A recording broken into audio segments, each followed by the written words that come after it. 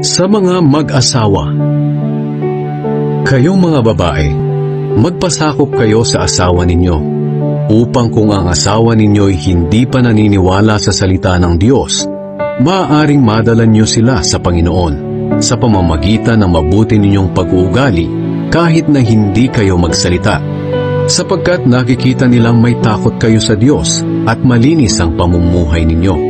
Kung gusto ninyong maging maganda, huwag sa panlabas lang tulad ng pag-aayos nyo ng buhok na nilalagyan ng mamahaling alahas at pagsusuot ng mamahaling damit. Sa halip, pagandahin ninyo ang inyong kalooban, ang mabuting pag-uugali na hindi nagbabago. Maging mahinhin kayo at maging mabait.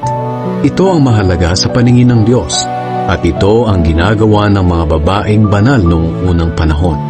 Nagpapaganda sila sa pamamagitan ng pagpapasakop nila sa kanilang asawa. Katulad ni Sarah, sinunod niya si Abraham at tinawag pa niyang Panginoon. Mga anak na kayo ni Sarah, kaya dapat matuwid ang ginagawa niyo at huwag kayong matakot sa kahit anuman. Kayo namang mga lalaki, pakisamahan ninyong mabuti ang inyong asawa dahil ito ang nararapat bilang isang Kristiyano. Igalang niyo sila bilang mga babaeng mas mahina kaysa sa inyo dahil binigyan din sila ng Diyos ng buhay na walang hanggan katulad ninyo.